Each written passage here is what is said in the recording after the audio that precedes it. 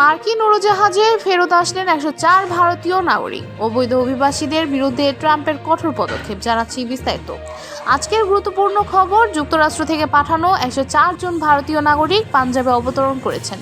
এরা সকলেই অবৈধভাবে মার্কিন যুক্তরাষ্ট্রে প্রবেশ করেছিল এবং সম্প্রতি নির্বাসিত হয়েছেন। পাঞ্জাবের স্থানীয় প্রশাসন তাদের স্বাগত জানাতে বিশেষ ব্যবস্থা নিয়েছে।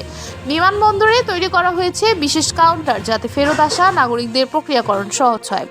মার্কিন প্রেসিডেন্ট ডোনাল্ড ট্রাম্পের প্রশাসন অবৈধ অভিবাসীদের বিরুদ্ধে কঠোর ব্যবস্থা নেওয়ার সিদ্ধান্তের পর এই পদক্ষেপ নেওয়া হয়েছে।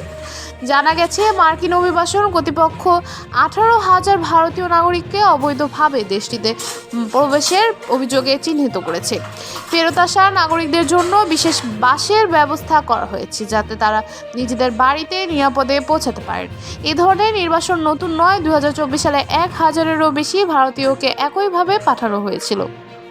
এখন দেখার বিষয়, এই ফেরত আসা নাগরিকরা কিভাবে নিজেদের নতুন জীবনের সঙ্গে মানিয়ে নেবেন। এই ছিল সর্বশেষ আপডেট। নতুন আরও আপডেট পেতে আমাদের সঙ্গে থাকুন। ধন্যবাদ।